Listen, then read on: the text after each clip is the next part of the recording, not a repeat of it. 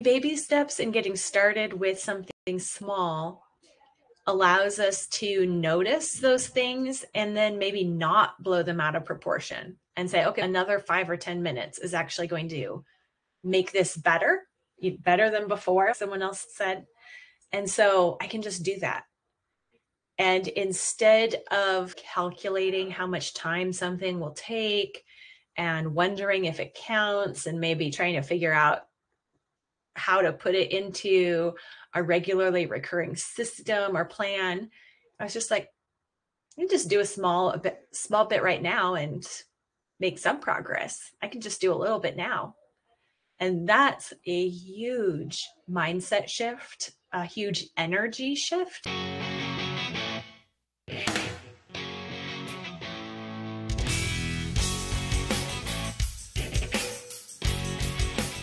Hi, I'm Misty Winkler of Simply Convivial, and I want to help you become a cheerful, competent, capable homemaker. Inside my community, Convivial Circle, we have courses, chats, live sessions, and more that help us stay engaged with our work and expand our capacity for faithfulness and fruitfulness at home. One of the things that we do in our community every year is Baby Step Bingo. Because we all need to notice how the little things add up and the little things matter. Sometimes we procrastinate and we put things off because we think we need a huge swath of time to make any progress, and it's not true. We can make meaningful progress in 5 or 10 minutes on most of our work at home. And that's not because it's mundane, tedious, and unimportant. It's actually because the work is so potent and meaningful that even a small bit makes a difference. When we have monthly challenges like this, I show up live and talk about an issue surrounding our topic every week.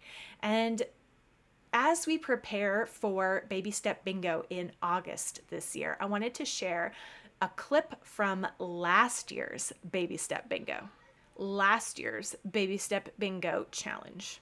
This is just a bit of the half-hour session, but it's enough to bring you encouragement to make small steps of progress at home. And if you do, after listening to this episode, I would love to hear a comment or reply to email. Let me know what you're doing and what difference you have seen, and then share it with a friend. Because the more effective, engaged Christian moms there are in the world, the better. So, grab a basket of laundry to fold and let's dig in. How do you think you will apply what you've learned in Baby Step Bingo? What difference will it make moving forward? I don't know if you caught the Simplified Organization episode a couple weeks ago was with Rosemary Bartlett, who's a member here. And she got a blackout on her Baby Step Bingo. And then she used the blank bingo card to make herself a housework checklist every month for a whole year after the Baby Step Bingo. Her episode there where we talk about how it worked for her and why she did it that way. And yeah, just about sometimes it really is just about changing the format to break us out of our ruts and break us out of our attitudes or procrastination problem, whatever is going on. Sometimes it's just a little thing that makes a big difference. Just like sometimes it's a little thing like a baby step that actually makes a difference in momentum. Jenny says, it's like a little competition against myself. And Cassie says, baby steps give me momentum as I see the progress. Carly says she's going to keep it going with her Transformation 10 habit. Yes, sometimes having the list ready to go is a big help. Making the list is a bunch of decisions. So sometimes we're in different phases, and then there are different personalities too. Some people prefer to make their own decisions, and some people just need the decision shortcut. Gracie says that it's been neat having a baby learning to walk while baby steps is the focus. I've been able to see neat pictures through what I've seen in him. For instance, the longest time he just kept getting up and getting up when it didn't seem like he was making any progress. He was constantly just making 1 to 4 steps, but he kept doing it. Babies have a lot more stomach for repetition than we do, right? I think that is one of the ways that we are to be more childlike. It's childlike to be persistent. And we lose that ability to enjoy persistence. But taking baby steps is a way to reclaim that, to experience how much just putting one foot in front of the other really does add up. And we realize the lies that we've let into our head, where it colors the false story, the lies in our head, convince us that it's not going to make a difference. It's not enough to count. I'll wait until I have more time. I'll wait until I'm sure what I'm going to do. I'll wait until I have it figured out. The reality is that just getting started with something is what really counts. It's what's really going to make a difference. Yeah, so I think that the baby step bingo shakes things up enough that we can notice. It shakes things up enough so that we stop acting within our normal story, our normal frame of reference, our normal interpretations of things. And then if we take a step back, we can see the reality, and we can maybe notice even more the false stories in our head. Nice. So Rebecca says she's planning on doing something similar to what Rosemary did. One baby step bingo card for herself every interval, a 5-week interval. And then with monthly and quarterly tasks that never seem to get done, plus a baby step bingo card for the kids with fun tasks that they love to do, but I rarely think of. What are some of those, Rebecca? Give us some ideas. She says, I plan to have the kids each choose a square to fill out when I do my company ready house on Saturdays, and then they'll be free to play. Nice. That's great. Yes, Trisha says, I love that every baby step is a fast 10 minutes to better than before. Yes. So today's topic is called What Counts as a Baby Step? And I think this is funny because really we need to be doing baby steps because we're always concerned about what counts. And we tend to procrastinate and not do things because we don't count their significance. And so the importance of baby steps is that we count them. And so nothing is actually too small to count as a baby step. You really should be breaking things down farther and farther until you get to the point where maybe your perfectionist self says, that's not good enough. I'm not going to bother with that. That's probably a baby step right there. Right where you hit the point of dismissing it as insignificant. That's where you need to start. And anytime you have a task that feels daunting or overwhelming or impossible, or you just want to be procrastinating on it, break it down, turn it into not a task, but a project, like the changing the light bulbs becomes, just identify what that light bulb is and write it down somewhere. And then the next baby step would be buy that light bulb. Putting it on the list for the store or putting it on your Walmart order or whatever it is, a Home Depot order, figure out what that step is that will procure the light bulb. And sometimes it really is just figuring that out. That's the holdup. Is I don't even know where I would buy it. I don't know what that would look like. Is that an errand that I'm running? And we just aren't sure exactly what the next step is. And that's what stalls us out on things. So breaking things down until it's very clear what the next action is and it's doable within today. That's when we know that we've broken something down into baby steps. And there are some times where, sure, 10 minutes, a 10-minute transformation is a baby step. It's maybe lots of little baby steps together. It's the baby who's taking 4 steps at a time because he's got the balance and the momentum going. But those times where it's just standing up and then you teeter but don't get anywhere, that's still a part of the process of learning to walk. It's still accomplishing something. It's still making that baby stronger. Try to do a squat. Squats count, even if it's not a step. Baby steps and getting started with something small allows us to notice those things and then maybe not blow them out of proportion and say, okay, another 5 or 10 minutes is actually going to make this better than before, someone else said. And so I can just do that.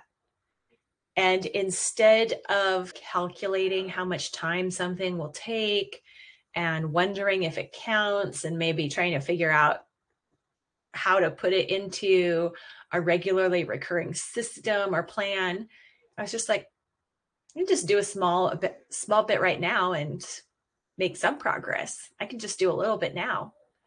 And that's a huge mindset shift, a huge energy shift. It really does change just the way we approach our time and our day and use our energy. And we can even end up feeling like we have more energy because we're using it well. That's true. Gracie says, and sometimes learning a new skill, like walking with baby steps, is longer, harder, and slower than just doing what you were used to doing, crawling. But it will be worth it. That's right. So think of something you've been procrastinating on or not looking forward to doing. Just pick something, anything. Something you've been procrastinating on or something you are not looking forward to doing.